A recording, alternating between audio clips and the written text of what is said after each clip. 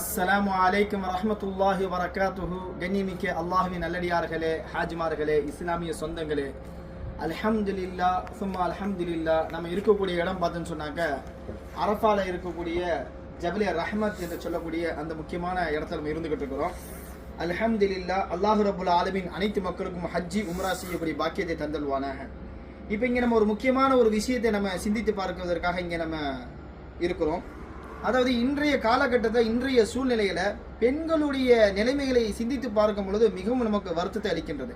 ஒரு பக்கம் ஆண்கள் இளைஞர்கள் தவறி இஸ்லாமிய நெறிமுறைகளை பின்பற்றாம தவறான பாதைகளை நோக்கி அவர்கள் செல்கிறார்கள். அது ஒரு பக்கம் நமக்கு வருத்தத்தை அளிக்கின்றது.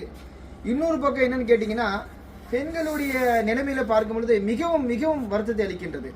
அதாவது இஸ்லாம் பெண்களுக்கு எந்த அளவுக்கு கண்ணியத்தை கொடுக்குகின்றது, எந்த அளவுக்கு அவர்களுக்கு நல்ல ஒரு அந்தஸ்தை கொடுக்குகின்றது என்பதை அவர்கள் மறந்து கொண்டு வாழ்கின்றார்கள். அதாவது இன்றைய நேரத்தில் நம்ம சிந்தித்து பார்க்கணும், நம்ம எப்படி வாழ்ந்துகிட்டோம். ஆண்களாக இருந்தாலும் சரி, பெண்களாக இருந்தாலும் சரி, நம்ம சிந்திச்சு பார்க்கணும். இன்னைக்கு பெண்களுடைய நிலைமையில பார்க்கும் பொழுது மிகவும் வருத்தத்தை அளிக்கின்றது. லேட்டஸ்டா ஒரு சம்பவத்தை நம்ம பார்க்கிறோம். ஒரு பெண் பிள்ளை, அந்த பெண் குழந்தை என்ன செய்யுதுன்னா, ஒரு மாற்று மத சகோதரனை காதலிச்சு அவங்க கூட போய் வாழுது. கொஞ்ச நாள்லயே அவன் என்ன செய்யறான், 5-6 பேரோட சேர்ந்து அந்த பெண்ணை கற்பழிச்சு நாசமாக்கி அதுக்கு பிறகு அந்த பெண் பிள்ளையை அவன் கொன்னுடுறான். இப்படி நடக்கும் பொழுது இதை பார்க்கும் பொழுது நமக்கு மிகப்பெரிய ஒரு வருத்தத்தை அளிக்கின்றது. இது முஸ்லீம் செஞ்சாலும் தவறுதான், ஒரு காஃபிர், ஒரு ஹிந்து, எந்த ஒரு மதத்தை சார்ந்தவர்கள் செய்தாலும் தவறுதான். அவர்களை நாம் சும்மா விட மாட்டோம். அவர்களுக்கு உண்டான தகுந்த தண்டனையை அவர்களுக்கு அல்லாஹ்வும் கொடுக்கணும், இந்த உலகத்தில் இருக்கக்கூடிய இந்த சட்டம் அவர்களுக்கு கொடுக்கணும். இதை நாம் சிந்தித்து பார்க்க வேண்டும். முதல் விஷயம், இதுல முக்கிய ஆழமாக நாம் என்ன சிந்தித்து பார்க்கணும்னா, ஒரு பெண் குழந்தை நாம் எப்படி வளர்க்க வேண்டும், அவர்களுக்கு நாம் எப்படிப்பட்ட ஒரு கல்வியை நாம் கொடுக்க வேண்டும், இதை நம்ம இங்க சிந்தித்து பார்க்கணும். இன்னைக்கு உலகத்துடைய கல்வியை நாம் கொடுக்குறோங்கிற பேரில் பெண் குழந்தையுடைய வாழ்க்கையை இன்னைக்கு நம்ம நாசமாக்கிட்டு இருக்கிறோம். ஒரு பெண் குழந்தைக்கு நம்ம உலகத்துடைய கல்வியை நாம் கொடுக்க வேண்டாம் என்று சொல்லவில்லை. அவர்களுக்கு எல்லா கல்வியும் நம்ம கொடுக்கணும், அவர்களுக்கு உண்டான ஹக்கு இருக்கின்றது. ஆனால் இஸ்லாத்துடைய கல்வியை நாம் முதலில் அவர்களுக்கு கொடுக்க வேண்டும்.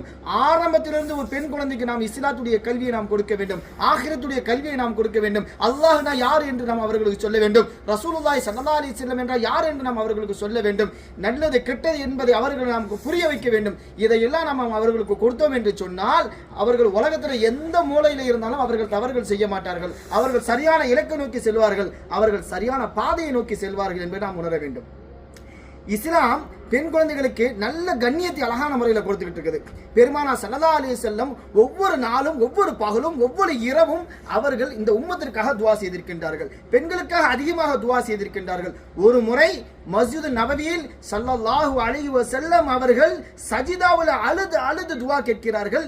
எந்த அளவுக்கு என்று சொன்னால், ஹஜ்ரத் அலி ரலியல்லாஹு தஆலா அன்ஹு அவர்கள் அந்த பாதையை கடந்து செல்லும் பொழுது ரசூலுல்லாஹி ஸல்லல்லாஹு அலைஹி வஸல்லம் அழுகும் குரல் அவர்களும் கேட்கிறார்கள்.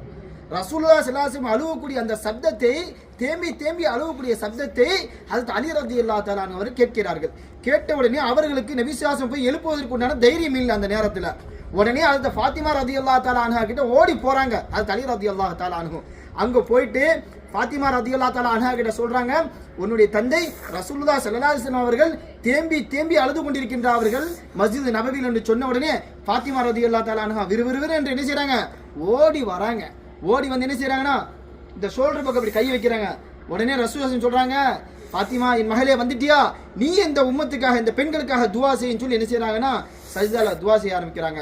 அப்ப ஃபாத்திமா ரலியல்லாஹு அன்ஹா சொல்றாங்க, இந்த மாதிரி நான் கனவுல பார்த்தேன், மறுமையில் என்ன செய்யப்படுது, நரகத்துல பெண்களை பெண்களுடைய முடிகளை சுத்தி போட்டு அவர்களுக்கு கடுமையான வேதனைகள் கொடுக்கப்படுகின்றது என்று நபி ஸல்லல்லாஹு அலைஹி வஸல்லம் சொல்றாங்க. ஏன்னா அவர்கள் தலைமுடியை துப்பட்டா வைத்து மறைத்திருக்கின்றார்கள். எப்படி மறைச்சிருக்கிறாங்கன்னா, மெல்லிய ஆடையை கொண்டு அவர்கள் தன்னுடைய முடியை மறைத்திற்கு உண்டான தண்டனையை இந்த அளவுக்கு என்று சொன்னால், பெண்கள் தலைமுடியை மறைக்காமல் இருக்கிறார்களே, அவர்களுடைய நிலைமையை நினைத்து பார்க்கும் பொழுது மிகப்பெரிய ஒரு வருத்தத்தை நமக்கு அளிக்கின்றது. ரசூலுல்லாஹி ஸல்லல்லாஹு அலைஹி வஸல்லம் தன்னுடைய வாழ்க்கையில அதிகமாக இந்த உம்மத்திற்காக துஆ செய்திருக்கின்றார்கள். அந்த உம்மத்தாகிய நானும் இருக்கின்றேன், நீங்களும் இருக்கின்றீர்கள், முழு உலக சமுதாய மக்களும் இருக்கின்றார்கள். கடைசி கியாமத் வரைக்கும் ஒரு குழந்தை வயிற்றிலிருந்து பிறக்கும் பார்த்தீங்கன்னா கடைசி குழந்தை, அந்த குழந்தை வரைக்கும் ரசூல் ஸல்லல்லாஹு அலைஹி வஸல்லம் அவர்கள் துஆ செய்து சென்று விட்டார்கள் இந்த உலகத்தை விட்டு.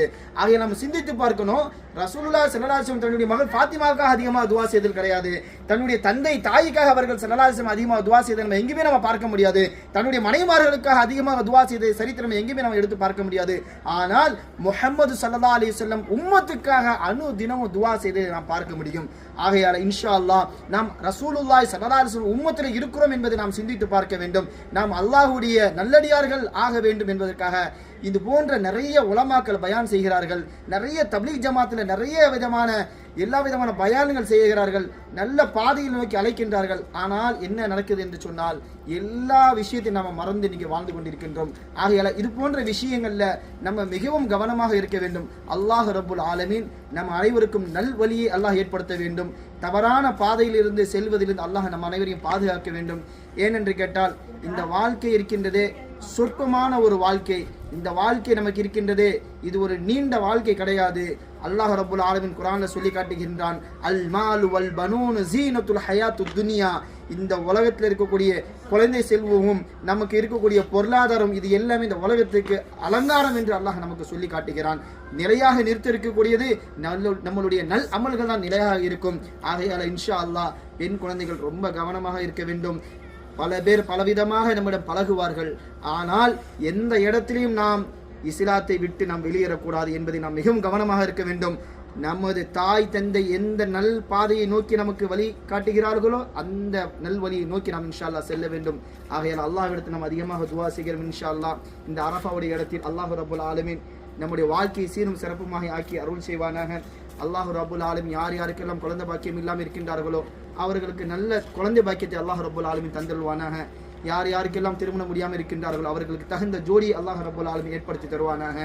மேலும் யாரெல்லாம் கடனில் இருக்கின்றார்களோ அவர்களுக்கு கடனை அல்லாஹ் ரப்புல் ஆலமீன் மறைமுகமாக உதவியை கொண்டு அவர்களை கடன் அடைந்த நல்ல ஒரு வாழ்க்கை வாழக்கூடிய பாக்கியத்தை தந்தல்வானாக. நமக்கு இறுதி நேரத்தில் கலிமா லா இலாஹ இல்லல்லாஹ் முஹம்மது ரசூலுல்லாஹ் சொல்லி மரணிக்கக்கூடிய பாக்கியத்தை தந்தல்வானாக. அஸ்ஸலாமு அலைக்கும் வரஹ்மத்துல்லாஹி வபரகாத்துஹு.